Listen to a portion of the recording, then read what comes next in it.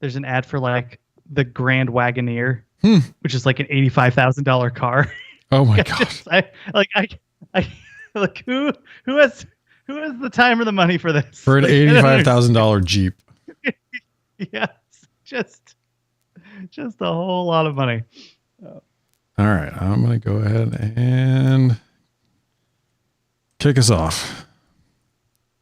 Welcome back, everyone, to 12 Pac Radio, your podcast source for Pac-12 football news and the home of the Beta Rank College Football Statistical Model. I'm Bryant. He's Rob. We are here on week 9 to preview all the games in the Pac-12 Conference of Champions and then look back at week 8. Our apologies for being out last week. I think we mentioned it on the podcast, but we didn't mention it over Twitter. I was out on vacation. Rob was holding down the fort and just and really just watching UCLA stomp all over Stanford for all of you. Unfortunately, YouTube TV does not work on international Wi-Fi, so I wasn't able to watch last week's games, but I did check the box scores, and I'm looking forward to the games coming up this week. I was also able to watch most of the games the previous week on, I was telling Rob before we were recording, YouTube TV not available. Any of the American streaming companies not available in London. And so I'm actually watching the only thing that was available was they would play the game if you put your mouse over the preview,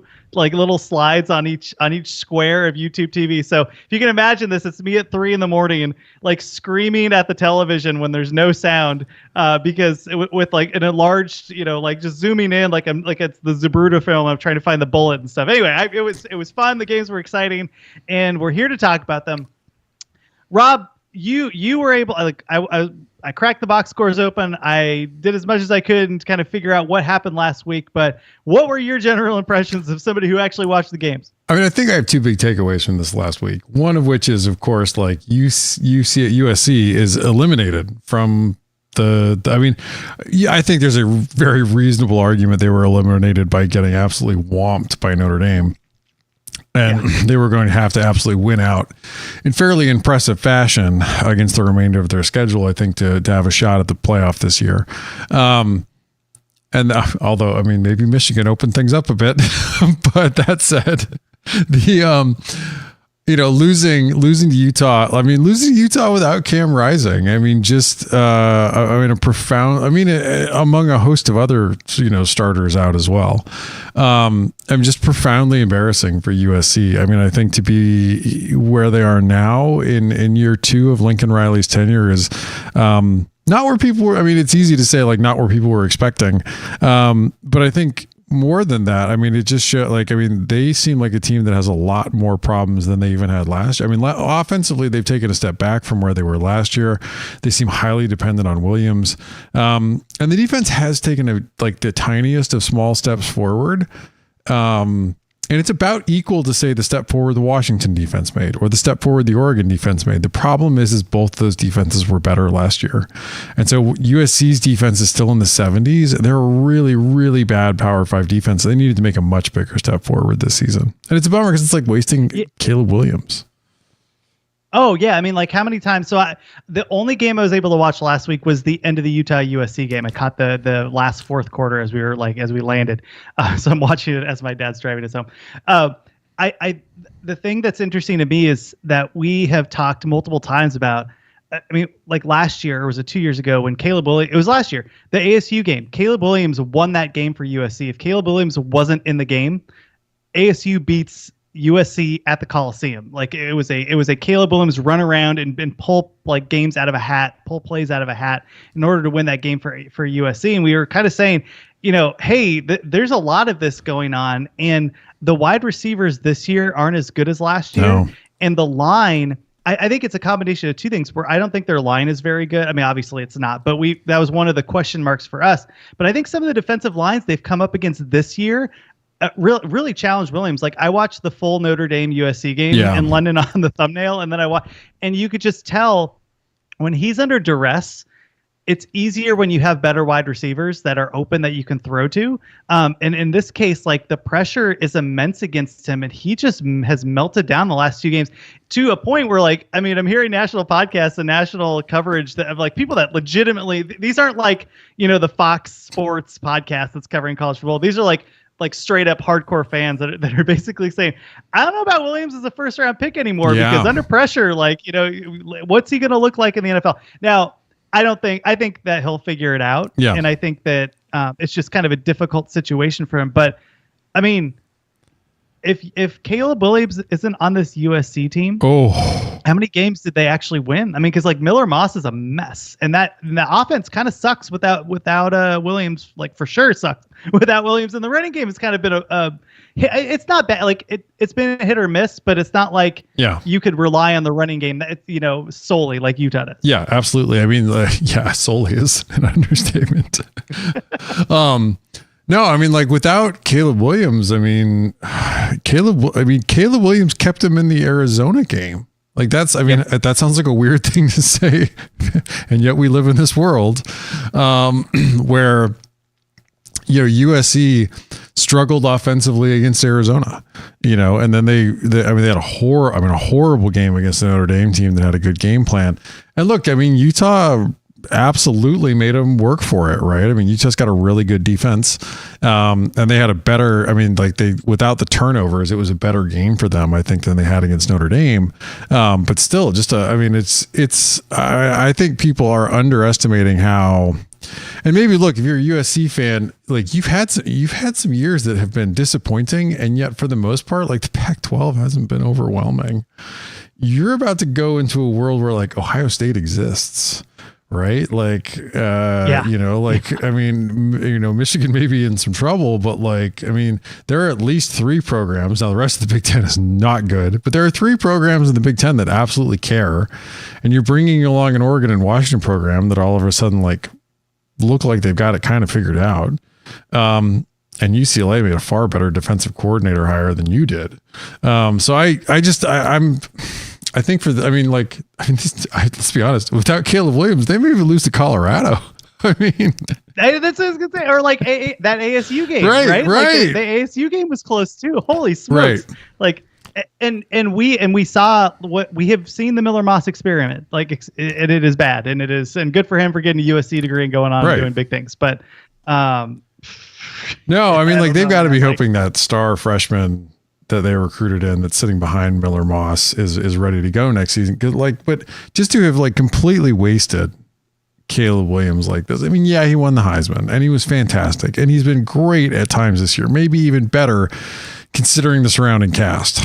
But it's shocking to me that they find themselves in this place. Oh yeah, for sure. So, other results here, Oregon beats Washington State, Washington beats Arizona State. I use that's my other takeaway loosely. Is Washington came way back to earth. What was that? Like I woke up and looked at the box score and what the heck is this? Like and that line was like 25 or 20. It was a big line. Yeah. And Washington, for all intent, like I read all the stories on this. Like I saw the clips of the holding call and the pick 6 afterwards. Like they probably should have lost this game. What happened? Yeah, they probably should have lost this game. Look, ASU and Brian Ward is their defensive coordinator, came from Washington State. We thought that was a good hire when they made it. He came in with a great game plan, but it was totally like what Arizona had done, which I thought they had done well, and Arizona didn't have the bodies on the defensive line to really pull off, was Arizona had just dropped in the coverage. And basically, Penix took a lot of underneath stuff in that game. ASU came in and relentlessly blitzed Penix, just relentlessly blitzed him, and relied on their corners to be able to cover, for long enough to put him under duress. And Washington's offense folded. Look, there's going to be some Washington fans that are going to take umbrage at that, but your offense freaking sucked in this game. You did not put up an offensive touchdown. I don't want to hear any defenses of what happened. You guys were awful against ASU's defense. And look, ASU's defense, this was a standout performance. I think it's a real signature, performance from Ward and his guys. And they should feel really proud of how they came in and played. But like they had to, I mean, Washington very much had to rely on, and yeah, there was some holding in the first half too, but like it felt very much like Washington was getting a little home cooking. Like, oh, let's not take out the playoff contender from the, the Pac-12 refs. Because there were a couple, even before that missed holding call on the flag they picked up, which was bananas. Even before that, there were a couple other fairly egregious Washington holds or interference on ASU receivers that didn't get called. And it's not that ASU has some, I mean, like Washington's defense isn't that good either. They're in the 40s right now in beta rank, but ASU's offense like definitely had enough opportunities to potentially put this game away and didn't. I mean, we've talked about like the kudos to ASU. They've continued to play hard throughout this. Like, I think that's a really good sign for what may be to come. Offensively, they have a big journey ahead of them, I think, still. Defensively, I think Ward's made a huge difference right off the bat. But like the big takeaway is like, man, Washington is entirely reliant on that offense. And they looked really vulnerable. I mean, really vulnerable, right? I mean, like if you took away the tape of what Arizona did and what ASU have done to Washington, if you have the guys, and I mean, maybe, there's not a ton of folks that do, but like, I mean, Utah could be a really, really miserable game for Michael Penix. Like if Morgan Scalley turns on the ASU tape and the Arizona tape, even with Lander Barton out now for Utah for the season, Utah's got the guys with like Ellis and company to make that a miserable, miserable game for Washington. Yeah, I asked on Twitter, hey everyone, what happened in that game? And to their credit, a bunch of Washington fans were like, yeah, that sucked. That was pretty bad. And the thing that worries me is, well, and I have two questions. The big worry is if ASU's blitzing and is getting home, right? Like Washington's recruited fairly well on the offensive line for multiple years. Yeah. That worries me because, right, they're going to come up against, like you mentioned, they're going to come up against Utah. They're going to come up against some fronts that are going to be able to get home and really make Penix run around. I guess the other question is, were they playing their starters in the beginning? Were they kind of keeping this, one of the things that worry me about some of these games, like when you're playing Cal, I mean, this is kind of the first year where the conference has multiple playoff contenders that are like legit in the hunt. So I was wondering, like, it's funny because I woke up, I looked at the score and I went, oh yeah, another Desert Dog game, and I'm like, oh no, that was at home. So were they playing a lot of young guys, or was it just, it was like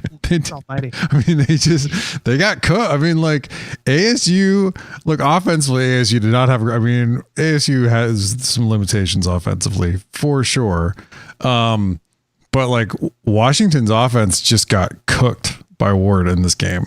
And look, I mean, like I said, like there's plenty of opportunity. Like, I mean, I don't like. Because Washington offense is obviously going to bounce back and everything like that. But like it's a funny one. Like Oregon and Arizona's defensive ratings fell by a non-trivial amount, even though like Oregon had a pretty decent game against Washington State wise. What hurt them was that like Washington all of a sudden really fell back. Right. Like Washington's offense really fell back from where they were. I mean, this puts Washington in the range. And they do have an opportunity, I think, to improve over the rest of the season. But like, I mean, where they could, and look, there's no juggernauts in college football this season, but like, yeah, like if you're Washington, you don't want to go up against Ohio State's defense. Like, no, not at all. Right. Like you don't want to go up against I mean, like you just got this done to you by ASU's defense, which is like the 20s. Right. Like, you don't want to go up against, like, I mean, you're going to get it with Utah. Like you don't want to go up against one of these because like, I mean, like maybe Penix doesn't have 2 interceptions, that really hurt you, but like they looked really vulnerable as if teams had like been able to put like with the time, with the tape, and been able to put together a good game plan for them, which, it didn't look like. And again, like they still put up points. They still won that Arizona game. But it didn't look like until that Arizona game anybody had figured out how to slow them down. Then they went out on they had a really good outing against Oregon. But like, buddy, like if I guarantee you, defensive coordinators across the conference, like Washington better have some answers to that, because like it's not just like that they went after Penix and blitzed him. It's that like the hot routes weren't open. They weren't finding guys like ASU said like, you're not going to beat us deep because you're not going to have the time. And it worked. Huh. All right. Well, that's something we're gonna have to keep an eye out for, because like after Washington beat Oregon, and again, like I watched that game on the thumbnail, but I watched the whole game, and it was that game was so awesome. Like I was so excited about that game. You had the 4th and goals and a lot of big stops, and the defense really stepped up, and on both sides, it's just a great game. And then you open this, you're like, oh, Buzz's girlfriend, woof! Like when I saw that box score, I was just so. It was almost inconceivable. Like because I'd flipped over after like I had it on, but I've been mostly watching Utah USC, and I like kind of like looked over and I was like, wait a minute, like what? Well, and I'm glad we talked about this because we killed USC, right, for doing the same thing against ASU. So and look, that's a testament to ASU, and defense we is aren't pretty paying good. as much attention. Yeah, I mean, and think of all like they barely have an offensive line.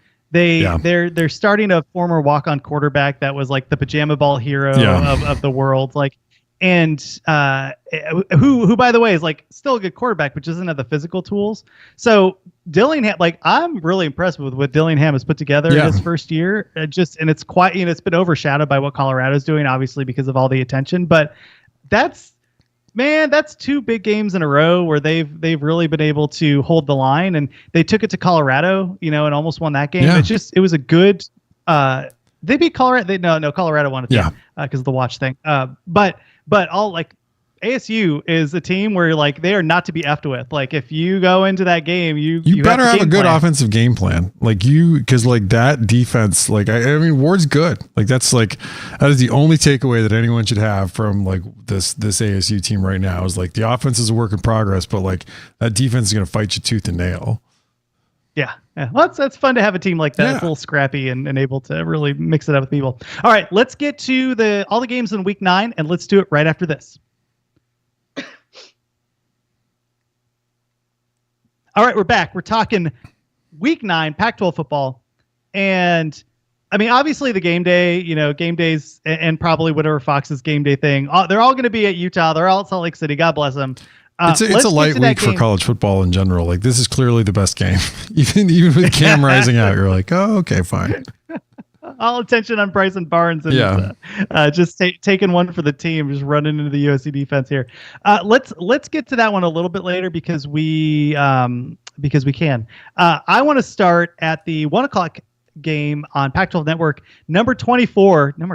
Get out of my face, all these voters. Number 24 USC goes on the road to face the Cal Bears. USC is an 11-point favorite on the road. It's opened at 10. It's moved up 1. Money following USC here. I mean, we talked a little bit about obviously the game that they had against USC.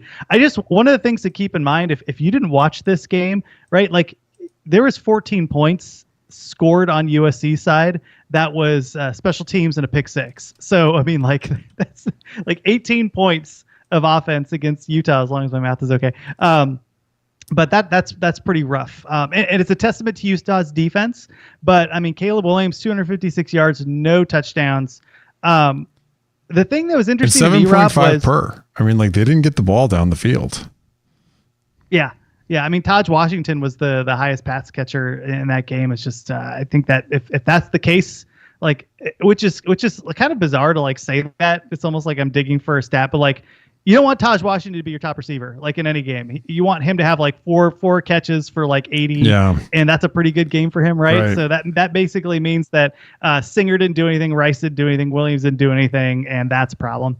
I did appreciate might have like Zachariah. the 4th or 5th best receiver room in the conference. Like these guys are not getting it done and getting open. Arizona's better. Washington's better. Oregon. I mean, Oregon has what's his face? They have like one guy, right? Which the is like who's USC got? Fair, all right. Fair, I mean, like that's if USC had a guy, like some of these other guys would be more dangerous. So is Colorado's core better than USC? With Travis Hunter, I would take Colorado's guys. I would. Remember in the preseason we were dumping on like the Colorado homers for saying that the wide receiver. All right, guys, like, you win that one. Okay. Yeah. I think you're right, which is so crazy when you take a look at who's on. I think we've all like seen the Brendan Rice show and been like, yeah, I mean, like he's fine. When he came over from Colorado, he came in with a lot of hype as a transfer, but I didn't see it on the field, and he has the tools, but he's really physically talented and quite fast, and somehow disappear. Like all these guys just disappear in games. The Dorian Singer one is the one that really surprises me because he's good. I know. I'm just like, what on earth is going on? Like, I think I tweeted about this. Like when USC was playing Arizona, like I bet on Arizona. I thought Arizona was gonna definitely cover the spread, but I would have bet a hefty amount more if I knew that Caleb Williams was out there like LARPing as like a Falconeer. Like if you see all these clips of him like during game week, and he's like at the Oregon Zoo promoting whatever they're doing and a Habitat for Humanity, which is good. Like good for him for doing like the nonprofit work, but he's on the Wendy's commercials, and I'm like, that's a lot for somebody that's playing college football. Yeah. It just seems like it's bizarre to me that. And look, if I were him, I'd do the same thing. Right. Like, yeah, I'll go to the zoo, man. I'll see some Falcons. That's awesome. But it just strikes me as like this offense is off. Yeah. And he's had a couple bad weeks in a row. And I don't know. Like anything else to mention? I mean, you take a look over at what Utah did to him. I mean, like Bryson Barnes really like the highlight plays were him running. Yeah. He did have 3 touchdown passes though, and Sione Vaki, like we need to talk about him. Yeah. Right? They bring out a safety, right? Throw him in the backfield, and all of a sudden it's like the most Utah thing ever, right? Like, oh, well, we just bring another safety in, and he's gonna be awesome. Although, like Vaki was just the truth in terms of he had one of those moves where he just stops on a dime, and like the USC tacklers fall over everybody all the time anyway. But it was more pronounced when Vaki was catching the ball. Anything about the defense? I mean, obviously we've dumped on it forever, but 34 to Utah with a backup quarterback. Like, why have we not fired Alex Grinch yet? I know. I'm confused. No, I mean, so like I'm trying to remember the guy that's the former Oregon player's name. Like he was commenting on like USC couldn't set the edge all game defensively, and their defensive line, particularly with Bear Alexander not out there, was like really small and just got pushed around. And this isn't like a vintage Utah offensive line; they're okay. And like I believe, I'm trying to remember like. Now I got to remember when Bear Alexander got ejected because it was at the very end. It was like in the last 3 minutes. Oh, it was? Game. Yeah. Oh, well then, yeah. Well, it didn't matter when he was out there either if they were setting the edge. But like, it's a big problem. I mean, like, and then he's going to miss like the first half of this Cal game too. This USC defense, I mean, we talked about it. They're a real problem, right? I mean, and they're currently, like sitting at 77 overall in beta rank. Yeah, that's bad. Yeah. I guess like one thing in Bear Alexander's defense, so he had 2 massive penalties here. The last one, where that was bad call. Like it just was. That was a ridiculous call. Yeah. I appreciate it. I was laughing out loud just because it was so dumb, and I'm like, Utah's gonna get somehow or some way they're gonna get into field goal position, and they did with that Barnes run. But yeah, that was a bad call. If you're a USC fan, wanted to make sure you knew that we did see that it was bad. But you got to stop the backup quarterback. That's a former walk-on son of a pig farmer. God bless him. So they play. They face Cal. Yeah. Do we know what Cal is yet? I mean, they're not good. No. I know that. What do we got here? So Cal right now sits at 60 overall in beta rank. And they're really struggling defensively. They're at 82 overall in beta rank right now, and they're at 106 in effective pass. They're at 65 in effective rush, but that 106 in effective pass is a real problem, particularly against the USC team that currently is at 25 overall. They're at number 8 offensively in beta rank, which is a step back from where they were last year, but they're at number 4 in effective pass. Right now, this USC defense is at 77 overall. Now, Cal's offense with the new offensive coordinator has actually kind of started to put it together. They're at 34 overall in beta rank. They're at 17 overall in effective rush versus 67 in effective pass. Like, they can run the ball pretty well. I think that's going to make this for a little bit of an interesting game. I feel like this is definitely a get right game for Caleb Williams in the offense, getting to go against a Cal defense that is really struggling, right? But the like the flip around, I mean, the flip side of it is, of course, is like this Cal team is all of a sudden like they've got to be pretty excited about facing this UCLA defense, or I mean this USC defense. Yeah, so my only worry here, it's interesting, right? Because like Fernando Mendoza is the quarterback here for Cal. They are going to be able to do some stuff on the ground, but I mean, how much, right? Like I know USC's defense is bad, but when the threat through the air, I mean, like Mendoza is Mendoza. Right. Like I mean, who knows what you can do against this USC defense, but like, I mean, he's not going to have more than 300 yards, maybe 250 max, right? And maybe like 2 touchdowns and a pick is probably the best. Like, that's the best game I think he can do against USC, and that's not good enough. Like, I think you need a quarterback. Utah's a little bit different because their defense is so good. I think if you have a bad defense, you need somebody that can throw the ball. I don't know if Cal's going to be able to do this and keep up. Like, my worry is that like USC quits, which is a distinct possibility, and there's no better place to quit than in Berkeley, where like it's sleepy, nobody's there, and you're just like, what am I don't even care anymore. I don't know. What do you think? I mean, they put up 40 on Oregon State, this Cal offense did. Now they're not good. Like, I mean, they're middle of the Power 5. That's a significant improvement from where they've been. I do like their hold on one second. Let me pull up. So it opened at 10, right? I mean, I think USC is going to be able to put up a lot of points here. I think Cal in particular, their struggles to defend the pass are a massive problem in this game. And I think they're going to give up a lot of points to this USC team. And that's where it's like, it starts to wonder, like, does Cal get discouraged? Does Mendoza have a pick? I think they are going to be able to run the ball. And I think they're going to put up some points, but I do think this game is one of those ones that like, it could be that like that Oregon State game with Cal where Oregon State like puts up a ton of points on them. And then Cal just is like kind of also like scoring some points, but not as often in the background. Yeah.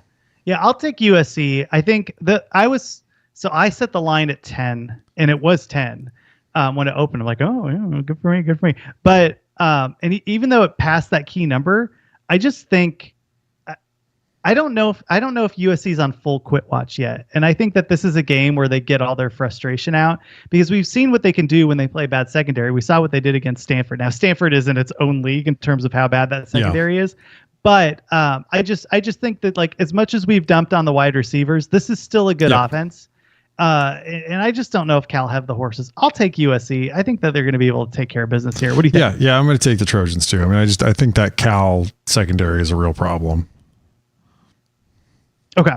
All right. Next game, 4:00 p.m. on Fox Sports 1. Number 5 Washington goes into to play Stanford. They go into that sleepy farm. Does Washington still have that Stanford problem? I don't think the answer is yes. I think this is a totally different Stanford team. Washington comes in as a 26.5-point favorite on the road at Stanford. Look, we talked a lot about what Washington was able to do against USC, or ASU. Anything else you want to mention in that game before we just break down what they can do against Stanford? No, I mean, I think we covered like the important parts of that game like in depth. So how bad is Stanford? They are pretty darn bad. This Stanford team's at 99 overall on beta rank. They're at 121 on defense. I mean, that's the real thing is UCLA just walloped them. The only good game they've had defensively, really, you can make an argument, is like that game against Arizona. They're at 114 in effective pass, 118 in effective rush. They're going to give up a lot of points. This Washington offense is number 6 overall, number 1 in effective pass. And Stanford's offense is also bad. Number 94 overall in beta rank. They are really struggling with both the run and the pass. 85 in effective rush, 75 in effective pass. They get a Washington defense that's 40 overall in beta rank, 49 in effective rush, 41 in effective pass. I mean, this is not going to be a fun day for Stanford.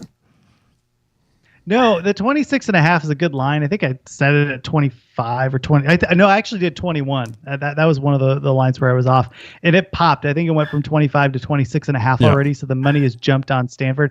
I get why. The money's coming in on Washington, and I get why, because Stanford stinks. And this is an opportunity for Washington to kind of get their act together. My worry here again, though, is taking the foot off the gas.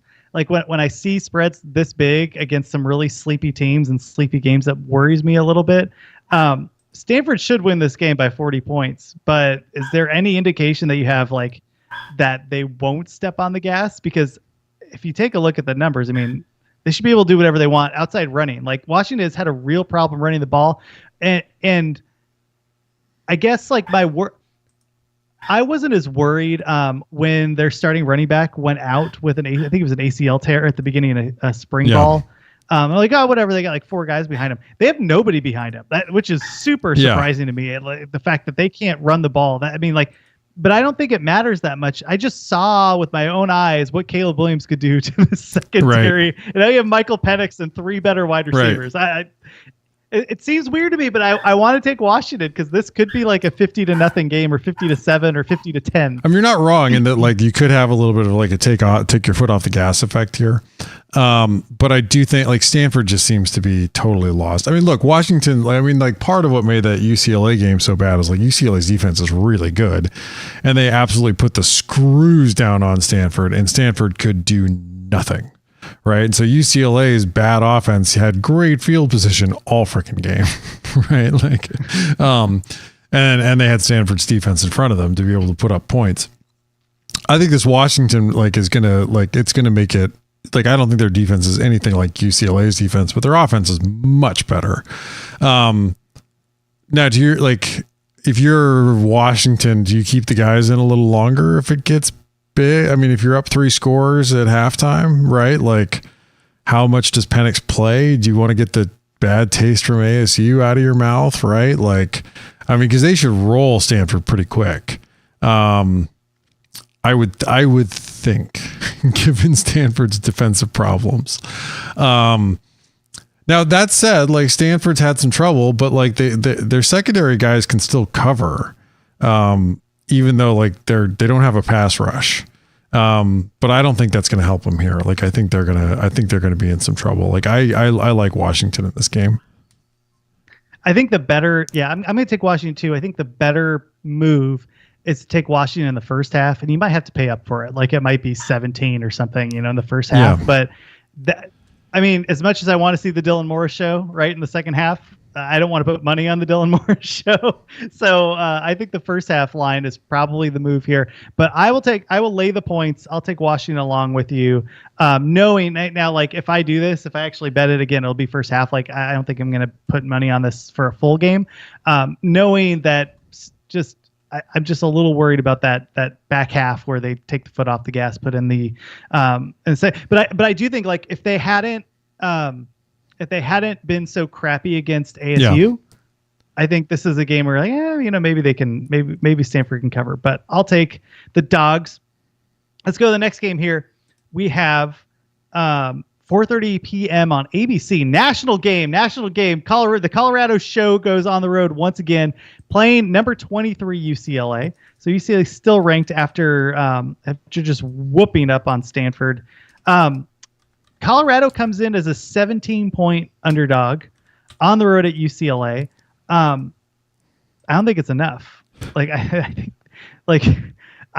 So I was furious with Chip Kelly for leaving Dante Moore in the game. Like Dante Moore stinks. Yeah. He does. He'll be better later, but he stinks.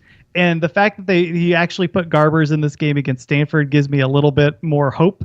The fact that they'll actually be able to move the football. This defense is really good, and I know Colorado can move the football. But against a good defense, I'm curious to see how many points they actually put on the board. Meanwhile, you flip it around and UCLA is going to run all the F over Colorado. Oh. I'm curious what the this numbers is such a bad matchup for Colorado. UCLA's at 13 overall in beta rank. Colorado's at 78. UCLA's offense is at 31 overall. They're at 11 in effective rush versus 65 in effective pass, and still not great at throwing the football. But this Colorado defense is at 113 overall. They're at 123 in effective rush. Like this is that side of the ball is a really bad matchup. But then you flip it, like Colorado is 49 overall in beta rank on offense, 21 in effective pass. But they get a UCLA defense that is good against the run and the pass. They're at number 2 overall in beta rank, just behind Ohio State. Number 4 in effective rush, number 4 in effective pass. Like this is a really bad match for Colorado. Like it was at 15. Beta rank's naive spread is at 24, almost 25. And I like look. I mean, like.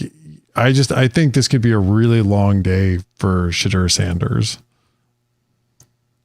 On the road too. I mean, like it's not like the Rose Bowl is this, maniac. No, they've taken out now. Some of this is like maybe Colorado fans or coming in, but they've taken some of the tarps off of the Rose Bowl to raise the capacity because like people are buying tickets. Well, that's interesting. There's going to be a lot of quiet Colorado fans because there's nothing worse than your team getting run over and over and over and over the entire game and you not being able to do anything about it. I think that's what happens here. 17's a lot. I think it opened at 15. So it's popped towards a key number in terms of 17. I'm gonna lay them. I think UCLA just smokes Colorado and gets some of their frustrations out. The one thing that I'm a little worried about is Garbers. Like just how many picks does he throw in this game? It's going to be at least one. Yeah. So, but like I'm not as worried about it because I do think that the defense really puts the screws here against Colorado and they score like 17 points in the game. Yeah, I think this is going to be. I mean, much like the Utah game later on, this is going to be a really long day for Sanders. The quarterback, not the DB, maybe the DB too, but you might be having to come up and run support a lot.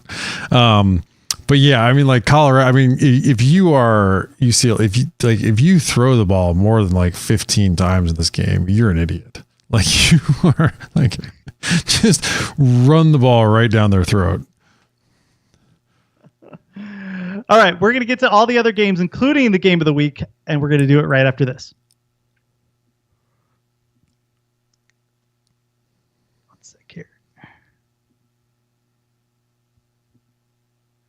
All right, we're back. Back half of week 9. We're going to go into, we talked about ASU. We're really excited about this game. Washington State goes on the road. They're a 6.5 point favorite in Tempe against Arizona State. Washington State, one of the games we didn't talk about, Rob, was their performance against Oregon. Washington State came out kind of on fire. They really took control of the game. Oregon came back over time to be able to close this out. I didn't get eyes on this game as much as like at all, actually, like I mentioned before. I'm curious if you had any impressions on what happened there and what you can project going into this game against ASU. Yeah, I mean, I think ASU had Washington State had a pretty good game against Oregon, like in the first couple of sequences. And after that, like it really went downhill for them. Look, I mean, Cam Ward threw for a lot of yards. He had 9.1 per, but I would also say for like large stretches of the game, he looked ineffective and like they couldn't sustain drives. They couldn't keep things going. Oregon found ways to get off the field and they ran for a lot of yards against them. I like this. I do think like Ward showed some improvement, particularly over what we've seen like the past couple weeks. Like he didn't look as bad, certainly as he did against Arizona or UCLA, but still a pretty rough outing. And of course they have no run game at all. So, yeah, I mean, Oregon was able to really take control and like the run defense was really the real, I think, significant problem here for Washington State. I mean, Oregon was able to just absolutely grind them. So it could be the Cam Scatabo, extreme experience against them coming up.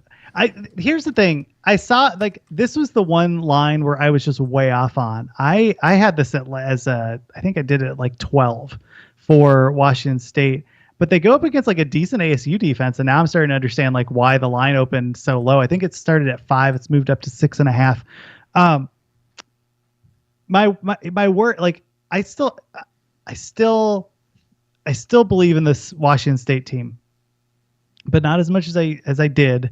I think one of the things that's interesting to me was their wide receivers are legitimately good. And we saw what ASU was able to do against Washington. Can we project that into this game?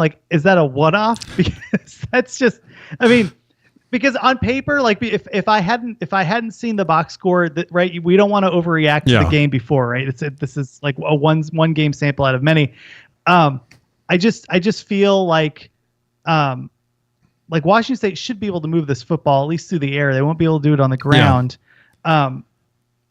But I don't know, what's ASU? What are ASU's defensive numbers? So ASU's defense is really interesting, and maybe this makes it an even better matchup for them. So Washington State's offense is at 37 overall in beta rank. They're at 13 in effective pass. This ASU defense is at 22 overall in beta rank. They're at 14 in effective rush. 14 in effective pass, 41 in effective rush. That doesn't help you very much if you're Washington State, but 14 in effective pass. They do a pretty good job shutting down the passing game. Now ASU has some problems in here. They're at 126 overall in special teams. They're at 107 on offense in beta rank, and they're at 120 in effective rush versus 91 in effective pass. They're really, that offensive line, even though you like Scatabo, they struggle to run the football because the offensive line simply isn't good.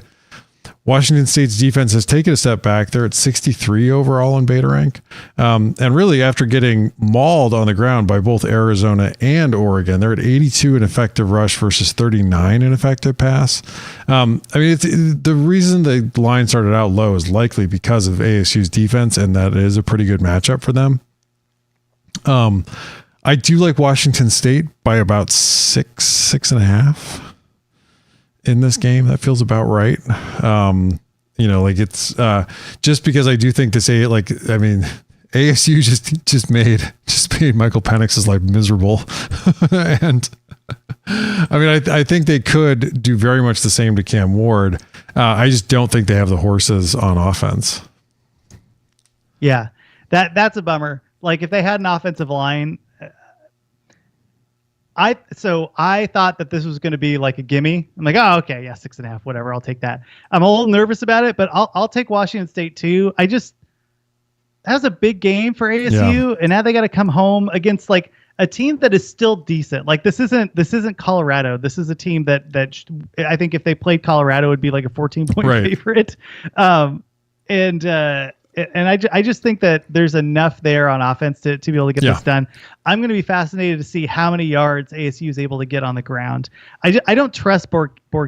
No. I like their wide receivers. I like their tight ends, but I think this is a one-dimensional offense. If they had a better quarterback and a few more offensive linemen, I'd be much more interested in ASU. But I'll take the Cougs also. We've been taking a lot of favorites here, which when we first started, I'd kind of be counting up how many favorites versus how many dogs are we taking. I realize that we're taking a lot of favorites right now, but I just think that the matchups are the matchups and the numbers are the numbers. Yeah. All right. So we're both taking Washington State. Let's take this next game, which I'm fascinated about. So this comes on what time does this game pop up?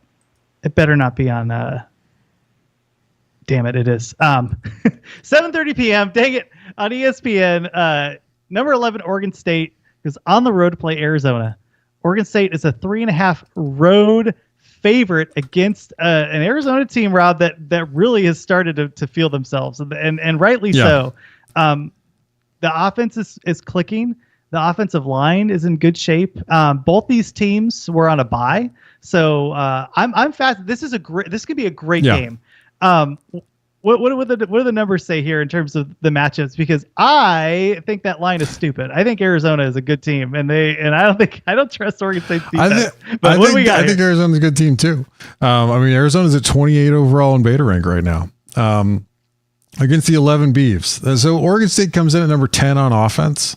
And in particular, they're number 7 in effective rush behind the Jim Mahalchuk line and with some pretty good running back development. Number 17 overall in effective pass.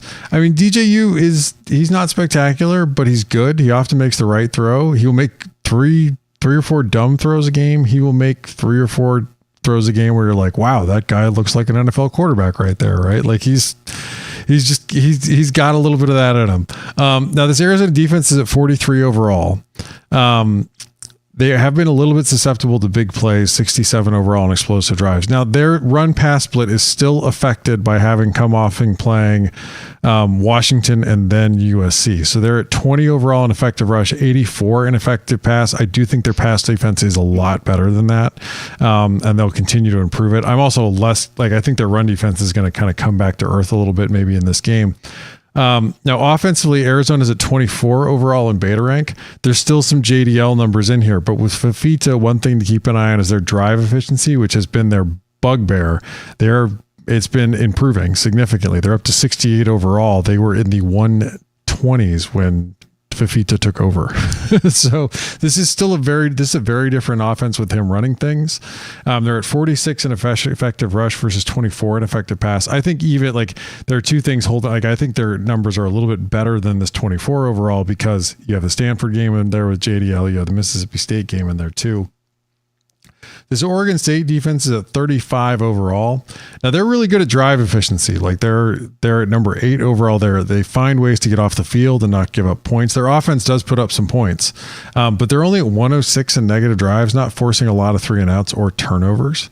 And they have given up some big plays. Number 33 overall in explosive drives. Arizona's 16 offensively in explosive drives.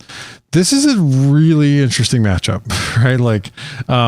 Beta rank had this actually as a little bit more of a favorite for Oregon State at about 6 points. I mean, that's still not a ton, I think.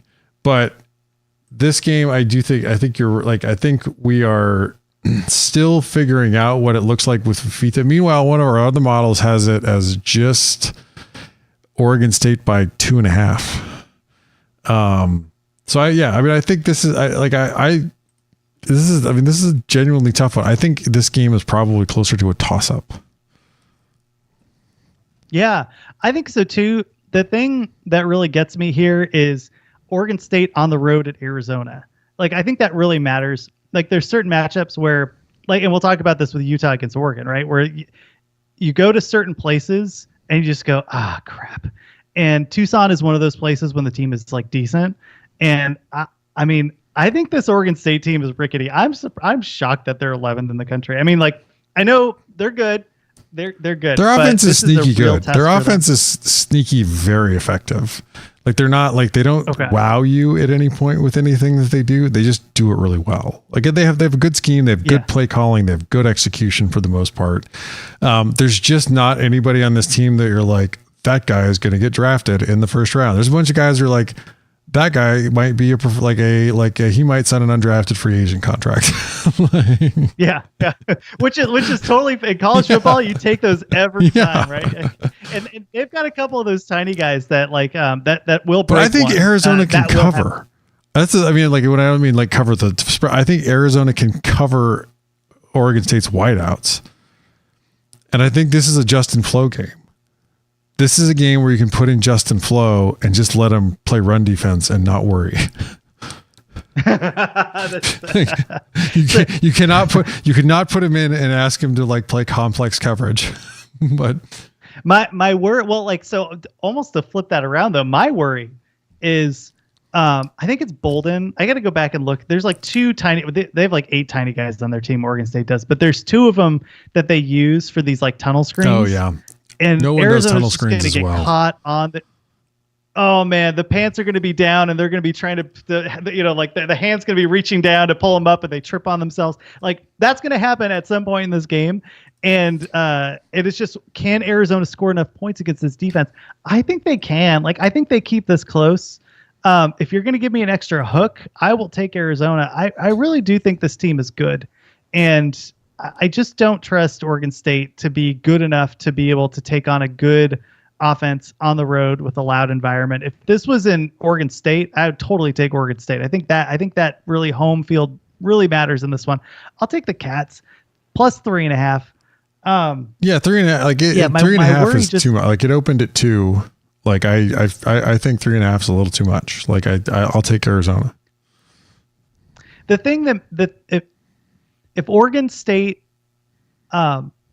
this is what I would look out for. If Oregon State is trailing, or if they're like how much are they going to rely on that run, and how good is it? Because it's good. I know it's good, but like that's the one like spear that they hid in the grass that they can use, right? Just to see how effective that is. Like when Arizona's on a roll, or if Oregon State needs to catch up and just really put points on the board.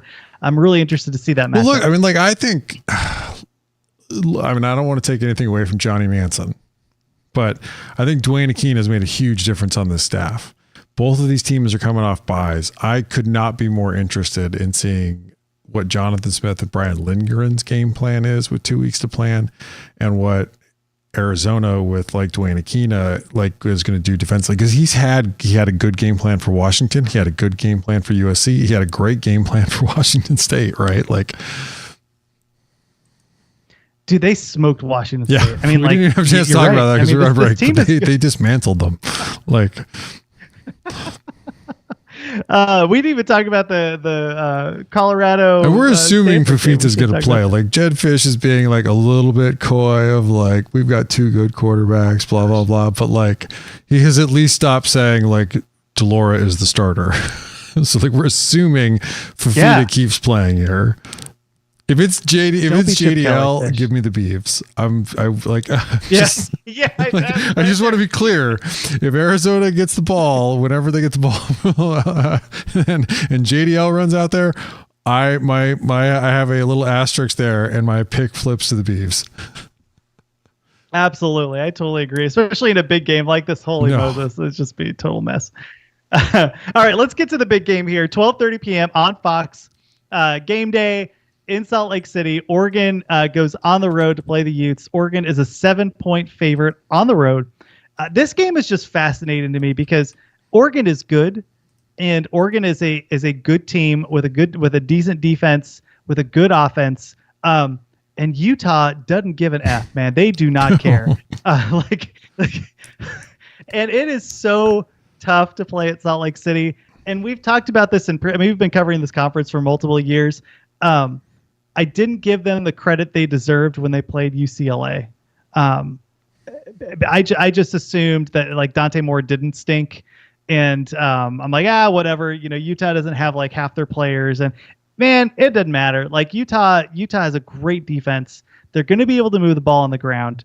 But I'm curious what the matchup is here with the numbers, because basically like Cam Rising ain't coming back, and this team is the team. Like what actually is this team in the numbers compared to Oregon? This is number 7 in Oregon at 21 Utah.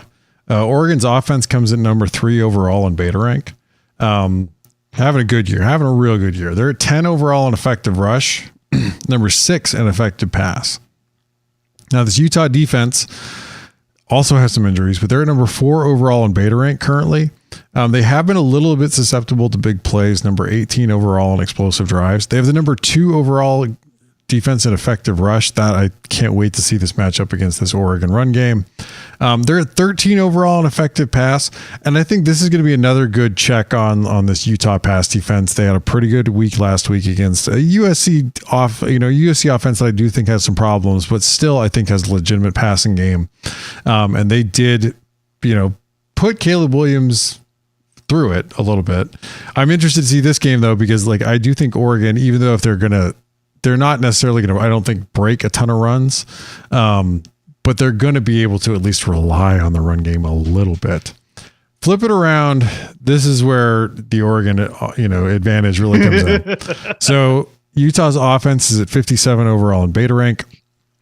They're at 16 in effective rush. They're at 100 in effective pass. Now, look, I do think with Barnes, they're a little bit better than they were with Nate Johnson, and there's definitely some Nate Johnson data in here. But they get an Oregon defense, which is 25 overall in beta rank. and they're at 21 in effective rush versus 38 in effective pass. So they are going to match up fairly well with what Utah is going to want to do. And that's probably a little bit of bad news for this Utah team. Cause like, look, you're going to be able to go and put up points against USC. Like you can have a get right game against USC's defense. Everyone will. This Oregon defense isn't spectacular. They're just kind of on the sunny side of like middle of the road in the Power 5. But they're better at stopping the run. And that's the one where I do think like that could spell a little bit of trouble for this Utah team. Beta Rank has it at, it opened at 6. Beta Rank had it at 5.99 in the naive spread. But the predicted score leans more towards Oregon a little bit because of that gap. Oregon is better at defending the run, and it's higher than that 6 that it opened at. What did it move to? 7. So yeah, it moved in the direction of, I think that gap is probably where Oregon's run defense is probably a big advantage coming into this. Because this, like we talked about, like this Utah offensive line isn't great either. Like, I've got some hate mail from Utah fans about like not believing in them this season, even though they've gotten to like. Yeah, have your team is freaking. Come on, man. Like you also are just getting into the harder part of your schedule a little bit too. So, yeah, but this is going to be a really tough matchup for them. Like this isn't a half a team getting drugged by Caleb Williams. Oregon is a much more complete team. They're a much more complete offense. And they are certainly like at least a respectable defense. And that's where I do think like, look, they're not UCLA. They're not going to like totally shut down Utah. But I do think they're going to slow them down enough that that's a problem. And yeah, even on the road, and Utah is tough at home. Real tough at home, but I like the Ducks. Yeah. When I was doing the lines before, I had it at 5, but I actually had it at 10, Oregon by 10. And I'm giving Utah like a 5-point home advantage because they're just the truth there. They really are excellent. Rob, I don't trust this Oregon team. I don't they're good. They're good. But I was not surprised that Washington beat them. Oh man. But I say this is not to anger Washington fans more after what I said about them too.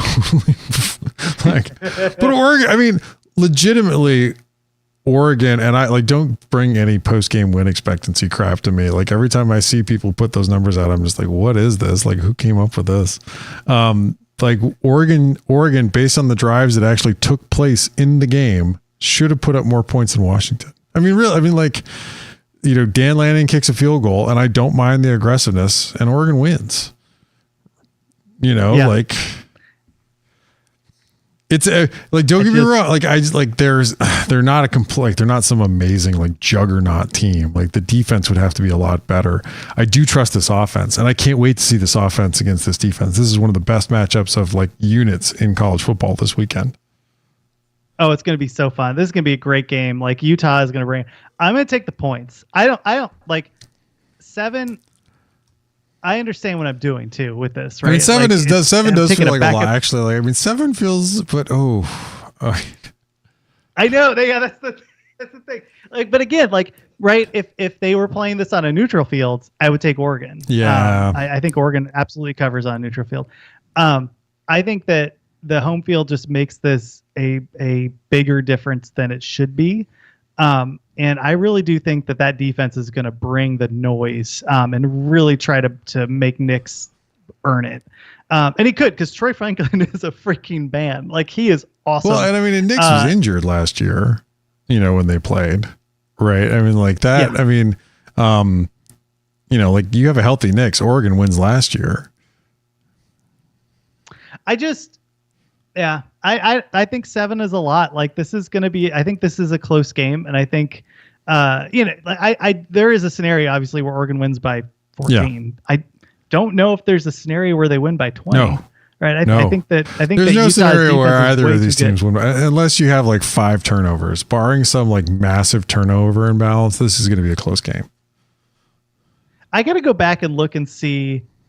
Was Nix hurt when they played? I know Williams. Yeah, he was got hurt. that injury in the Washington game. Remember?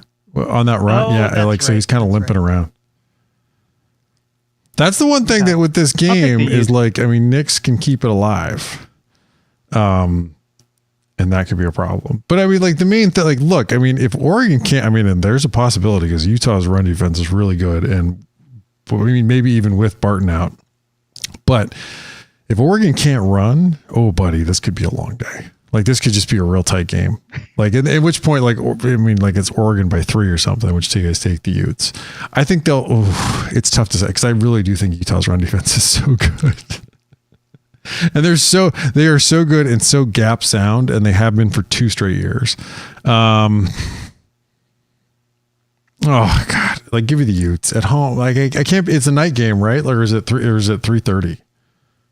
No, it's a day game. No. Give me Oregon then. Eastern. No. If the sun is shining, the sun is shining. What is it? Like, so there was I forget what podcast I was listening to, but they were talking basically about like the night games versus the day games and how a game during like the same game played at noon looks like 800% dumber and like less imposing than a game at night when the lights are shining on the helmets and stuff. Like, what is that? No, but like, if you told me, like, if you're listening, if you asked me to like put out a spread for LSU Alabama and it's at LSU, right? And it's a day game in Baton Rouge versus a night game. It's 3 points to LSU if it's a night game. Like, it is.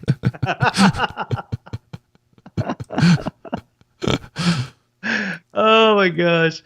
I think you are right to some extent. That would be a really interesting experiment to see like what time of what day. is the difference. That would be a good one. Yeah. But all right. Well, we're both taking Utah. I think we have the same picks this week. I'm curious to see how I'm riding your coattails. The last time we did this, yeah, the last time we did all right. All right. Well, we will return next week. I'm back and on fire. Been doing really well picking against the spread the last couple of weeks. I think the one thing that worries me, we said this before we recorded, was a lot of the lines that I had picked ended up being the lines like very close to what Vegas set, and I'm like, oh no, that means that Vegas is on these teams also. They understand. So with that said, like I think most of these lines are real strong. Yeah. And I don't see a lot of real opportunities here that really jumped out. I had thought that Washington State was that, but like really going through the numbers, that makes more sense where that line is lower than I had anticipated it being. So, any last thoughts? Any other games that you're looking forward to nationally you're going to cover on the Saturday 6th? It is a bit of a bummer of a week in a lot of ways on the Saturday 6th. The big game last week, of course, was that that game again, with the Ohio State and Penn State, right? And that largely lived up to the hype, I would say. But this week, like, it's ugly. I mean, like, Michigan's off. Florida State's got Wake Forest. Ohio State's got Wisconsin. Georgia, Florida. Like, just not a bunch of great games. I mean, I'm interested to see Texas against BYU only because Ewers is out for a couple weeks. Maybe Oklahoma, Kansas turns into a fun one, but not a ton of great games. Duke, Louisville's a pretty good one, but yeah, quarterback's out. I know it is not a great week. I mean, Oregon State, Arizona is like the second best game on the national. No, it is legitimately. But like, it is a funny one though, because like I was talking about like 2 weeks ago, favorites covered to a huge extent, and then last week favorites, like all the favorites did not cover last week to a huge extent. It'll be interesting to see this week how everyone sort of does. Yeah. All right. Well, we will be back. We'll make sure to cover what happened last week. Look forward to week 10. We are in the heart of Pac-12 football, which means that we have like legit playoff implications coming up. So we're definitely going to keep an eye on that. Stay tuned and we'll catch you next week.